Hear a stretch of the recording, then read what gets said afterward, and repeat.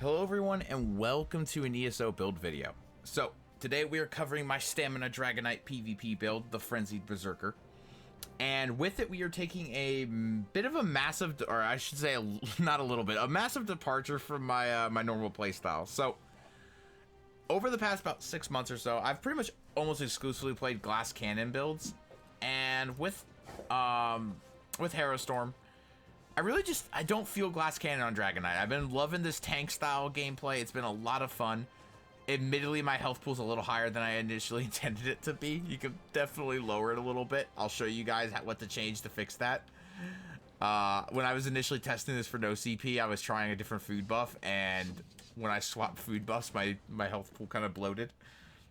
But it's a fun build. It's a heavy armor DK, and like I said, I've been having a blast playing it. So with that out of the way, let us get into the build. So firstly, as I said, the health pool is a little inflated right now. It should be about probably like, okay, it should be a lot lower than this. Like I said, I'll show you how to fix it. I swear. Stam recovery is a flat 1000.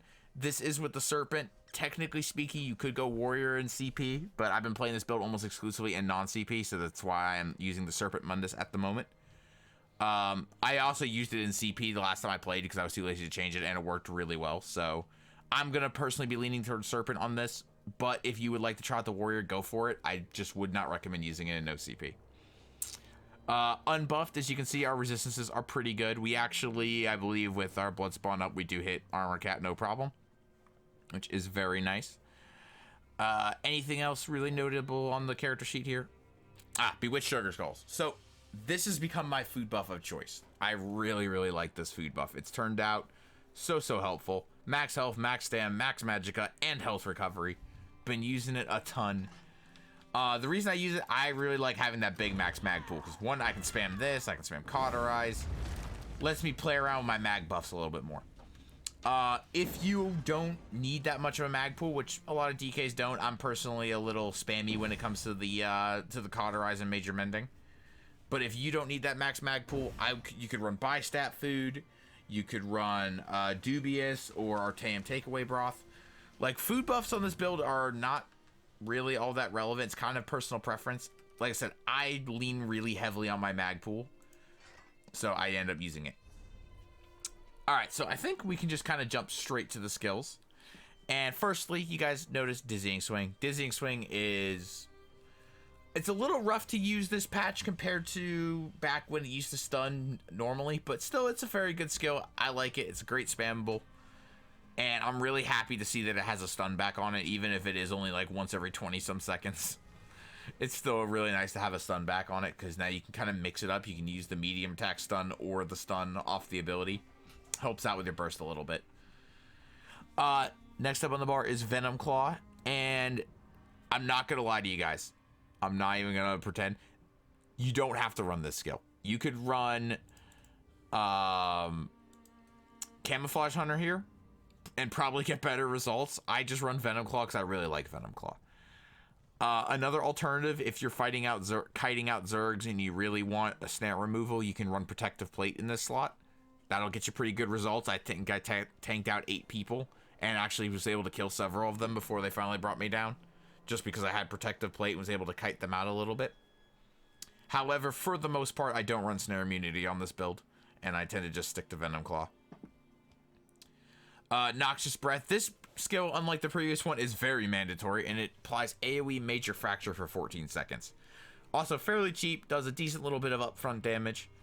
So overall, it's a very, very good skill, and I cannot recommend it enough. Executioner for our Execute. You can run Reverse Slice if you prefer the AoE damage. I personally prefer the upfront single target damage more, which is why I run this morph. But like I said, dealer's choice with the morphs. Rally. Big burst heal and our source of major brutality. I pretty much live by this skill. I will run it on every single build I ever run. And yeah, I cannot recommend Rally enough. Take Flight. This is our burst ultimate and also our gap closer. Our ultimate is super cheap on this build, which is, you know, super cheap ultimate. We can basically use this as a fairly reliable gap closer, and I use it very, very frequently. It does more damage than Dawnbreaker does up front, which is why I run this over that. But you could run Dawnbreaker if you so desired.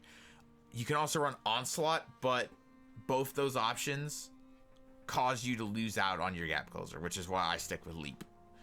Plus, I mean, it's Leap. You look like a badass while doing it. How can you not use Leap?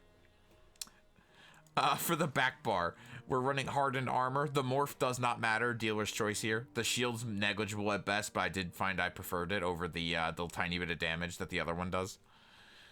Fragmented Shield. This is your source of major mending. Not the shield itself is completely unnoticeable pretty much, but the major mending, however, is insane.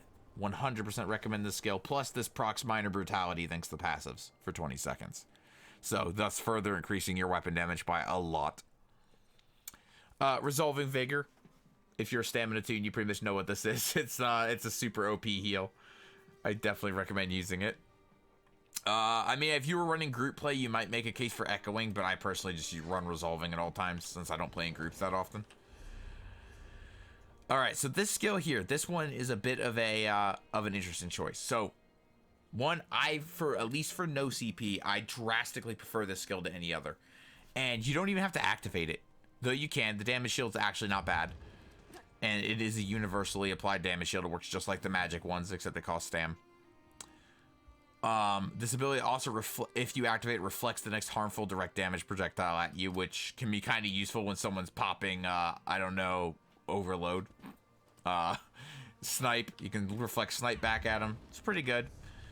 I don't activate all that much, though. Mainly, you're running this for the passives, which is 10% increased block mitigation and reduced cost of blocking. Absolutely insane for no CP. I love it. However, if you don't need or don't want this skill, you can run Reflective Plate or Protective Plate here as well, thus giving you that snare immunity source. And 50% ranged mitigation, which is pretty good. The other option you can run here, if you don't want either of those, is Deep Thoughts. Deep Thoughts is pretty good skill, all things considered as well. I use it a lot. But in non-CP, I was preferring this because I kind of found that if this, in any situation that this didn't work, I wasn't able to get Deep Thoughts off anyway, so it didn't matter. But I found this applied to more situations, making it better. And last but not least on our bar, we are running Cauterize for that big heal. This heal, you know, it procs fairly often. It procs once every 5 seconds, so you get, I think, 4 ticks out of this. You get the 1 right off the bat, 1 in 5 seconds, 1 in 5, and then 1 at the end. So yeah, you end up with 4 ticks out of this, which are pretty good. Now, the main reason I like this heal is 1, burst heal. You can't go wrong with burst heal. 2, you can proc this and pop this. It's a very good heal. And because it's cheap and we have a big max magicka pool, you can literally spam this if you need to. You can pop this 3 times in a row without running out of magicka and still have enough to run your other 2 buffs. It's a very good heal. Highly recommend it. And running this plus Vigor plus Rally makes us very tanky. Last up on the bar is Shield Wall, and you do want to morph this to the to this morph that reflects projectiles. I just don't have it yet. There might be a morph that also reduces your block cost further. I haven't checked that morph. I actually haven't checked that morph, but that might be the other. You can run either morph, I guess, but I haven't actually used this skill long enough to get it morphed. That's the only thing that kind of sucks. But very good skill. Can't recommend it enough. Another option you could use is Temporal Guard for 8% flat damage mitigation. Again, I haven't used the skill enough to morph it on this character. Another good skill you could run on the back bar here is Corrosive Armor. All 3 of these are very good defensive ultimates, but in no CP, which is where I've been playing this build the most, I've found that I was able to lean on Shield Wall more reliably than the other 2, which is why I've been using it. So that's it for the skills, guys. Next up is the gear, which, you know, this is the part where we go talk about the fact that I have a much higher health pool than I really should. And firstly, we are running 5 heavy and 2 medium. So I just wanted to make that clear real quick. And we are running Bloodspawn and Fury on the body. And then for the front bar, we are actually, correction, right now we're running both bars Clever Alchemist. You can eat, now you have a choice here. In no CP, this is what I was enjoying. I was liking having Clever on both bars because it gave me that versatility. However, in champion points, I was running an Asylum 2-hander on the front bar. Ideally not a battle axe, but this is all I had, so I'm making do with what I have. But Asylum two-hander on the front bar basically turns your ultimate into a spammable, and it's hilarious. And then you can just backbar the Clever Alchemist. Or if you want to go the other route, you could run Potentate Sword and Board on the back bar for 5% damage mitigation. The only reason I'm not is I only have one set of Potentate's Sword and Board, and it's on my Necromancer, and I don't feel like changing it all the time. So that is the reason I'm doing this. But those are your two options, in my opinion. Or you can just do what I've been doing recently and just running Clever Alch on both bars. All of it works really well. I've tested all three options, and like I said, they all work fairly well. So for traits, we are running Impen on, let me double check this real quick, 4 of the traits, and we are running Sturdy on 3 of them. Gives us a pretty good mix, especially with that back bar skill. Gives us a lot of block cost reduction to play with, but not so much that we lose out on crit or on too much crit resist. As you can see, we're running a little bit more try enchants than I would normally run. This was part of a leftover from when I was testing out food buffs without any health. So yeah, there you can replace these with stamina glyphs. You can also replace Clever Alchemist with New Moon if you want to drop another 2,000 health. This Fury and New Moon gives us a shit ton of extra health, and that's where most of it's coming from. So if you want to drop some health without changing food buffs, you could try out New Moon Acolyte. You could also turn these back to stamina glyphs, or hell, you could run all stamina glyphs. You could also run all stamina glyphs and instead of running prismatic. That'll get you down to more like 32k health. Running all prismatic or running all stamina instead of prismatics, that would probably help a lot. For traits on the jewelry, we are running infused in all 3, and we are running fused cost reduction, infused weapon damage, and infused weapon damage. Front bar, we are running Nirnhone weapon damage as the trait and enchant, and back bar, we are running Nirnhone frost glyph and reinforced shield. Why a Nirnhone frost? Well, you can actually run shock here too, or you could run diseased, or you could run poison. The glyph doesn't matter that much, but the important thing to keep in mind is status effects. So frost applies minor maim, shock applies minor vulnerability, disease applies minor defile, and poison can proc the poison status effect, which gives you more sustain as a Dragonknight. That is the choice of glyphs you have. You can pick any combination you want, or you could run double dot poisons back here. You could do that too. I personally have been using the frost glyph, but I gotta say, I might be switching it to a shock glyph just to squeeze out that little extra damage. We'll see what happens when I get around to it. And yeah, so that is it for all the gear. I think we've covered everything. And next up, we're going to cover the CP. And you guys know me, I'm going to put this disclaimer in front of all CP. Because I am primarily a non-CP player, take my champion point selection with a grain of salt and experiment a little bit with it on your own. Partially because, for instance, this is a holdover from when I was trying a little bit of a different build, but it's actually still been working pretty well for me, so I've left it this way. But normally I wouldn't run this much resistance on a build. It's just a holdover from a previous setup I was trying.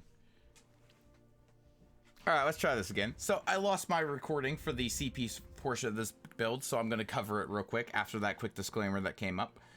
So we're running 66 Ironclad, 72 Resistance, 23 Thick-Skinned, 43 Hardy, 43 Elemental Defender. You can favor Hardy a little more if you want to. Because Dragonites have higher spell resist, but it's been working pretty good for me this way. Sorry for the stuttering. 23 Quick Recovery, 56 into Warlord, 65 into Tenacity and Mooncalf. We don't have enough recovery on this build to really warrant pushing all the way up to 75 here, so I instead opted to put those points into Tenacity. 28 into Tumbling. We don't roll dodge all that much, but it is nice to reduce it. And 56 Shadow Ward.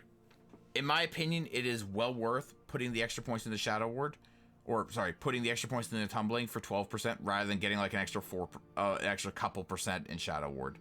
I don't think the gain is really worth putting more than 56 here, at least not for me. Over in the blue tree, we are running 9 Physical Weapon Expert, 81 Master at Arms, 56 Precise Strike, 60 Piercing, and 64 Mighty. Again, I'm not the greatest CP expert in the world, so take this at your own risk. But I personally really, really like this setup. It's worked well for me so far. And yeah. So guys, on to the last thing we're going to want to cover for tonight's build is we are going to be looking at race choices. And go figure, I'm a Nord. I really like Nords. The only stamina class I don't run Nord on is Stamsork. And I guess it's for a good reason. The extra resists go a long way. The ult gen's really helpful. The extra health is nice. Like, there's nothing I don't like about this race. I really like it. However, because of how tanky we are already, because of our massive health pool, you literally could run any stamina race you want here. I'm not even, like, run whichever race you like. Whatever stamina race you like the most, run it. It's going to work well on this build. If you run a higher recovery build than Nord, you could probably ditch the Shadow Mundus for another Mundus. If you want, you could do it for the Lady and get a little more resist if you want to run this closer to Nord off a recovery race. Or, by the same token, if you're running a higher damage race than Nord and you want a little more resist, you could always take off, replace some of your Infused Glyphs with Protective, and run the damage race, and that would make up for it as well, which would help out. And Imperial's never a bad choice. Imperial's got some higher sustain, so again, you might be able to ditch the recovery Mundus with an Imperial. But overall, my personal picks are Nord, Orc, and Imperial. I like the Brawler races the most. Either way, though, I think any Stam race could do pretty well on this build. But guys, thank you all for coming out for the video. This has been my take on Stamina Dragonknight. If you want to see the gameplay, any gameplay for this build, feel free to come check out the stream. Be linked down below, as well as a written guide to the build. Sorry for the odd pause in the CP section. I somehow lost my recording, which really sucked at the end, but I'm glad I didn't have to re-record the whole thing. Anyways, I will have another build like this posted for next week. It'll be of Stamina Sorcerer. And then after that, we'll be going for one of either Magicka Necromancer or Magicka Dragonknight. So, see you guys all in the next one. Have a great week, and I'll catch you later. Peace out, guys.